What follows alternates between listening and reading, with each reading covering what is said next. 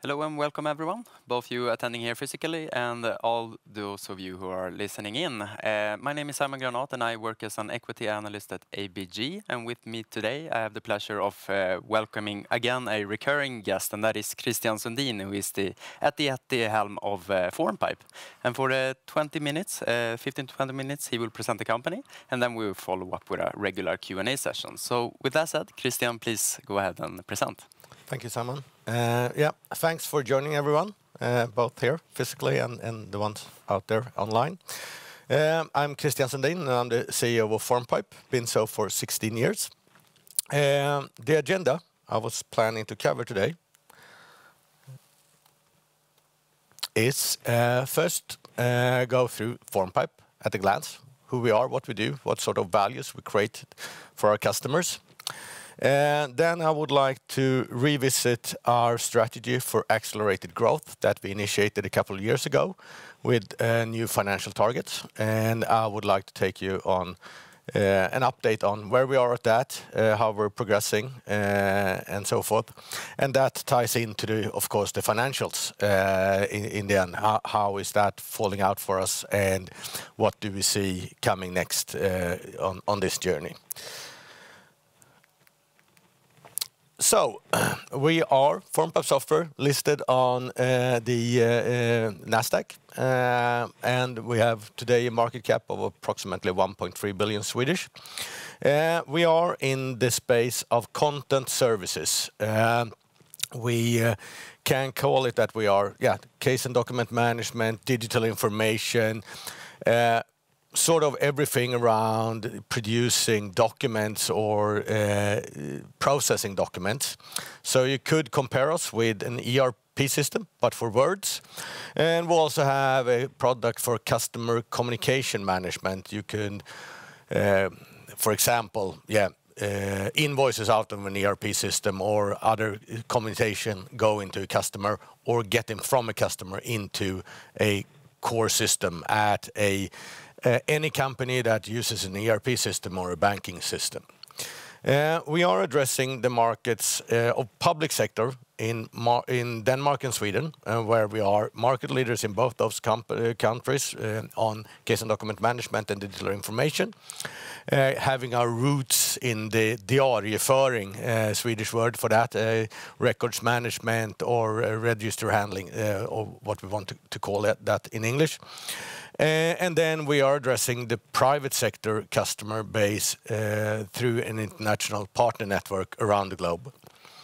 We finished last year on slightly below 500 million Swedish kronor, half a billion, and whereof the recurring revenue is 66% of that, i.e.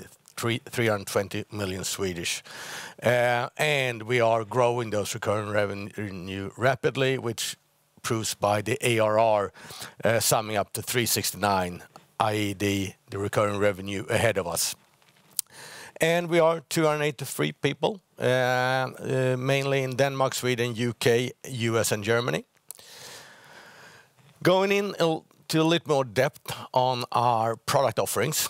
In the public sector space, we are really strong, as I said, on case and document management. That takes that's the actual heart, the core heart of a public sector customer. That has to do with keeping track of decisions, following processes, making sure that case handlers get it in the right time, and so forth. We're also really strong in grants management, which is paying out grants. For example, EU grants for farmers in Denmark, where it's a big customer. But it's also a matter of grants for companies when we have very high energy prices, or when it comes a lot of people leaving their countries due to war, and there's those sort of grants. So we're handling grants to a large extent for our customers. And then at all of these cases that are created within the public sector customer, they need to be stored and be stored for a long time. So digital preservation is a big thing. It's also something that helps these customers, and any customer actually, to do their cloud journey, because old legacy system can be replaced with digital preservation system in the cloud in order to actually scrap old legacy system that is no longer used. So those are the main offerings, and then we have add-on that, like digital signatures and so forth, that we sell to these customers in the public sector space. Then we have a complete separate part of our business that addresses the private sector, and that is the customer communication management product I mentioned. That product is named Lasernet, and it's an add-on to ERP systems, mainly Microsoft Dynamics, but it works for any ERP system, and banking system, and in our case, mainly with our strong partnership with banking system Temenos, but we just recently added 2 other banking system on our focus. Due to that, we made some deals with through those banking system, and can help also those customers with customer communication management. So that's where we are. So again, 2 legs, 2 strategies. In the public sector space, we have a really strong market presence in Sweden and Denmark. We have 500 existing customers. We are addressing those customers and trying to get closer to those with services, add-ons, deliver more value every day, and increasing what we're helping them with, taking them to the next level in the public sector digitalization journey every day.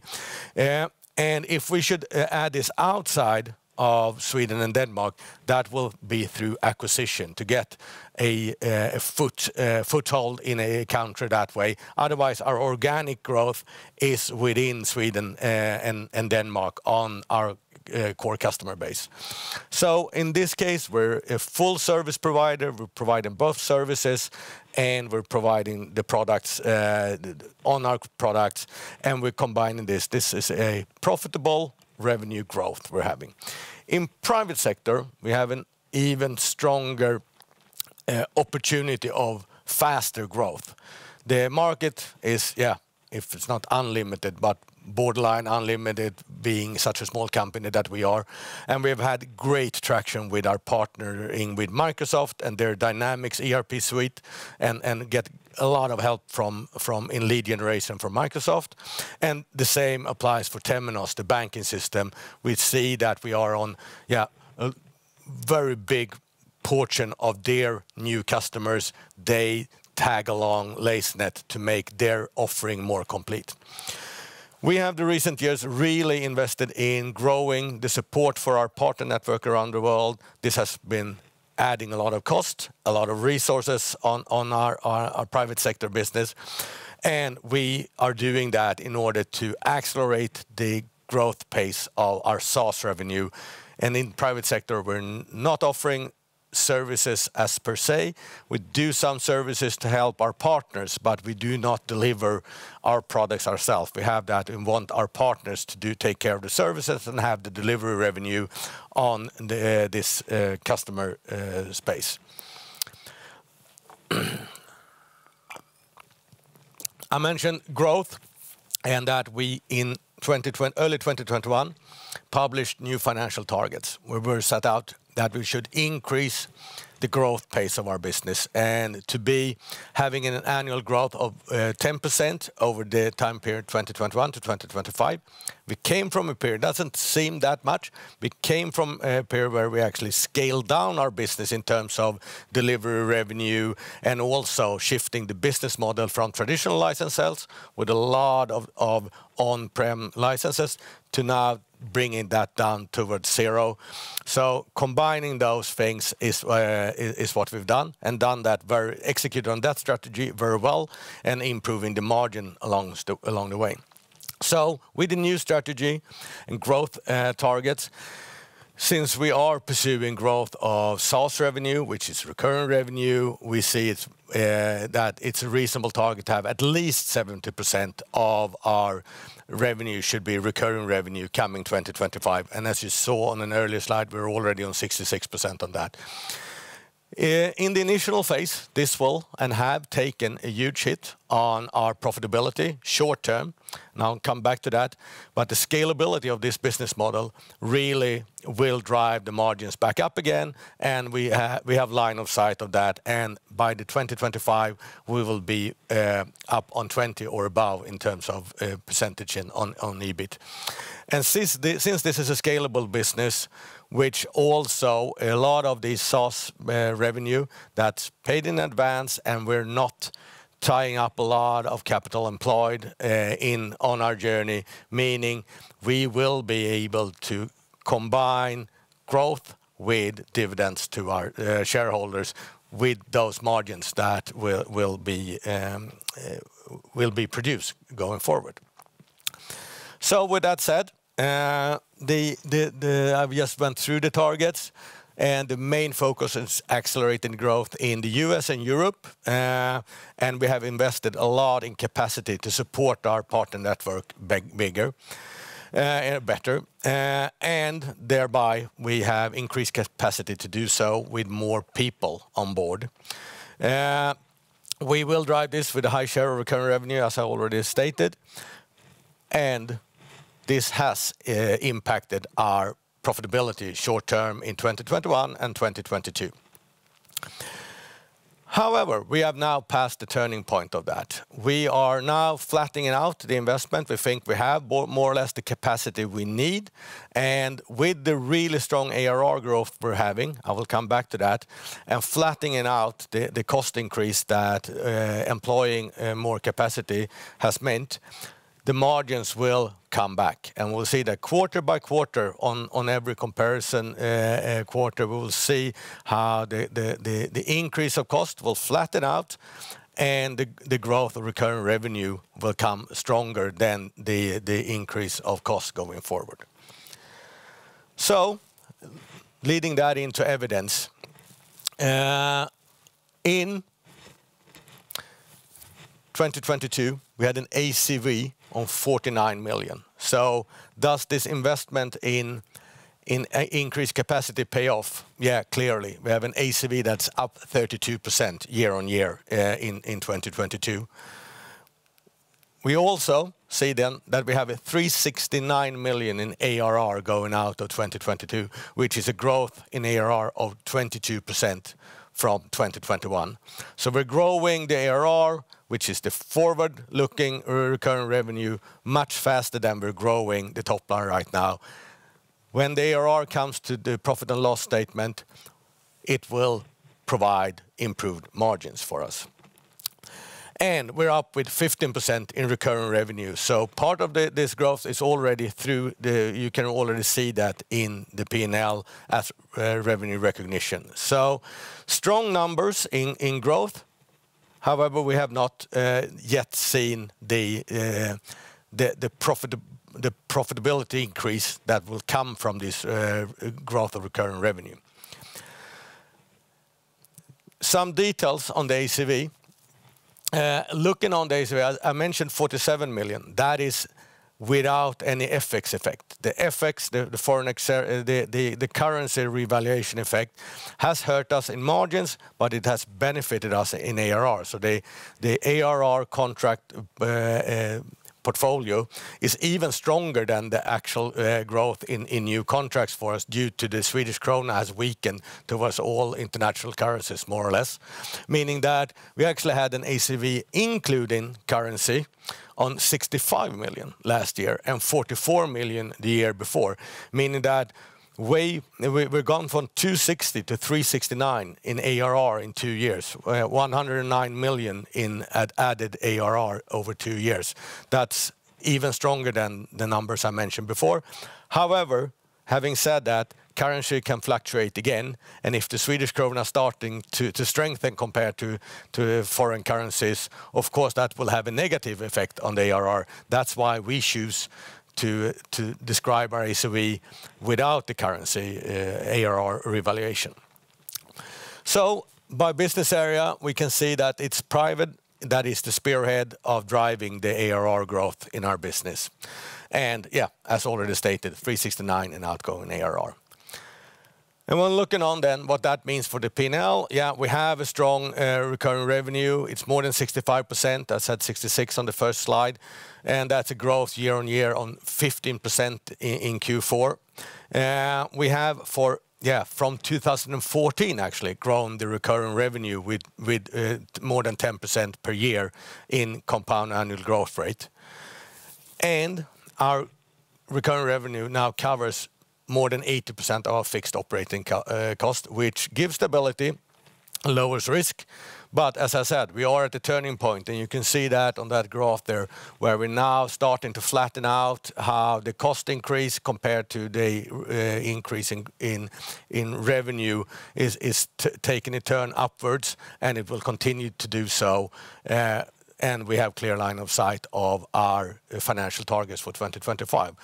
This will come gradually, quarter by quarter, but stable growth of the profitability. And looking on the SaaS specifically, not all the recurring revenue, because there's support and maintenance agreement, but what we really have pushed for is the SaaS revenue. And here we can see from early 21, when we initiated this growth investment and started to have more capacity to go for this market opportunity, how quarter by quarter the ACV has become stronger and stronger. And this is without any FX effect in these numbers. These are the ACV numbers without any help from FX. Meaning, and then ending, going from 55 million when we entered 2021 to now leaving 2022 with 125 million Swedish kronas in ARR on SaaS. So strong growth. And while bragging, I will put the spotlight on the thing we really pursued hard with increased resources. That is the international growth of Lasernet. And here we can see that we have a compound annual growth rate of SaaS revenue for Lasernet on 65% since we started this in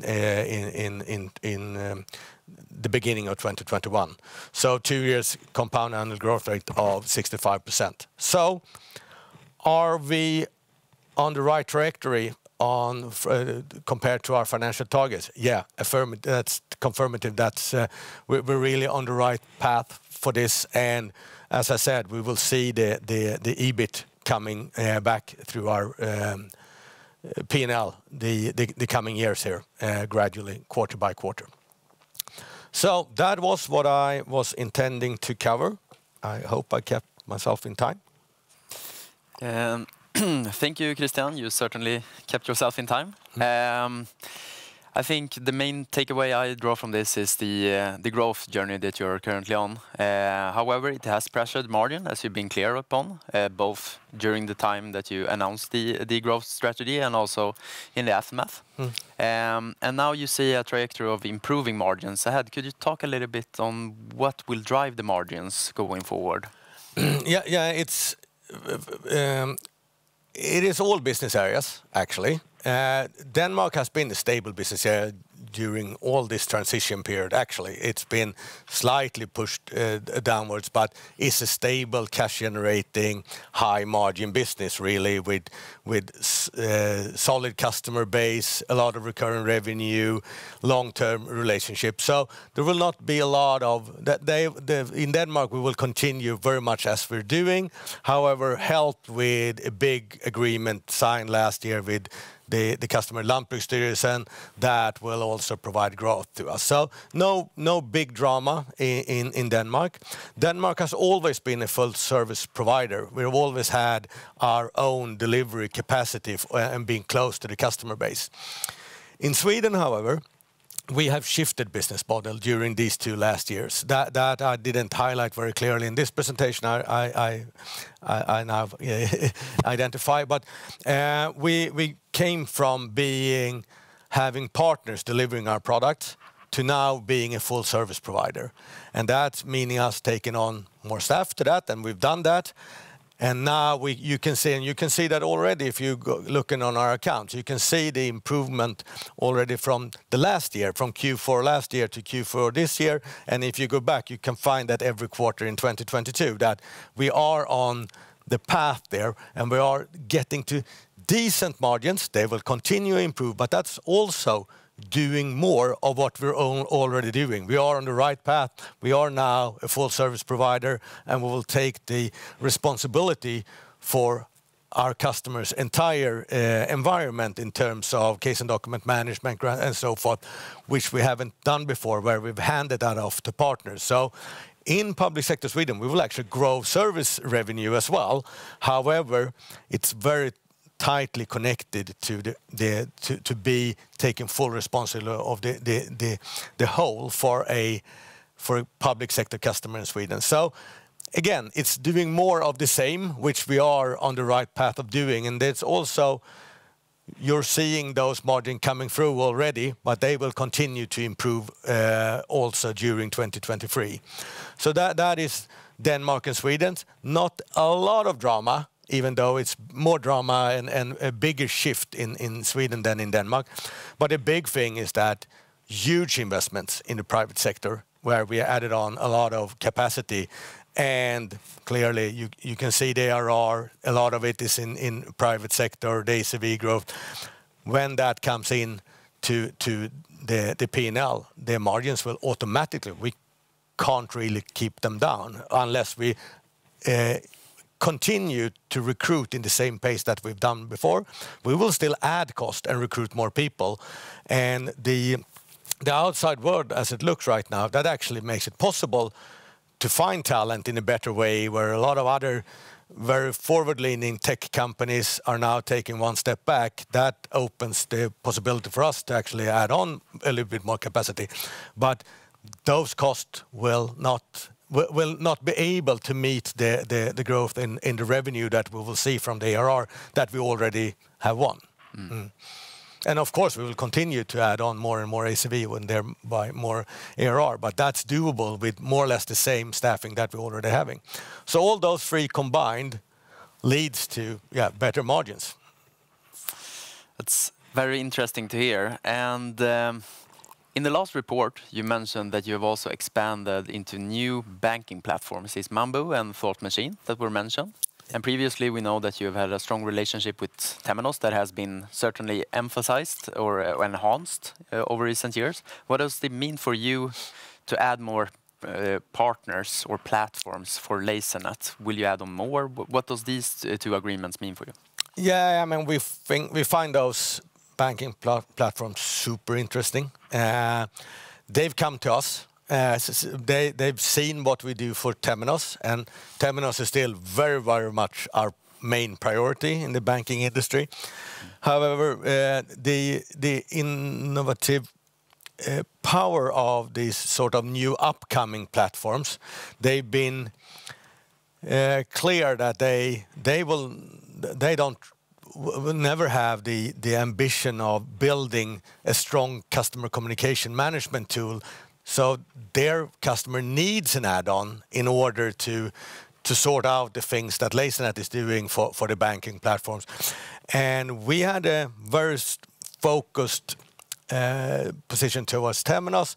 So they came to us and asked, can you open up a little bit? And then we will adopt so we can use Lasernet on our customers. And that's where we're heading now. We're making our product Lasernet more available for other platforms to add on to rather than us doing a lot of coding in Lasernet. We make it more generic, stronger API, making it possible for more and more platforms to adopt and take that into their offering. But we are not in the same way as Temenos collaborating on every deal. However, we find it super interesting that guys like Thought Machine and Mambu wants to add our product to their offering, and that of course increases the market potential for us to supporting more platforms. So that's great. Certainly verifies that they believe the product is good. Looking in your public sector, you have a quite broad product offering, or at least you show a bunch of them. But in private, it is a much more slim portfolio. Yep. Could you look into adding more products, either organically or through M&A within private, or is it all about Lasernet, which is certainly doing well?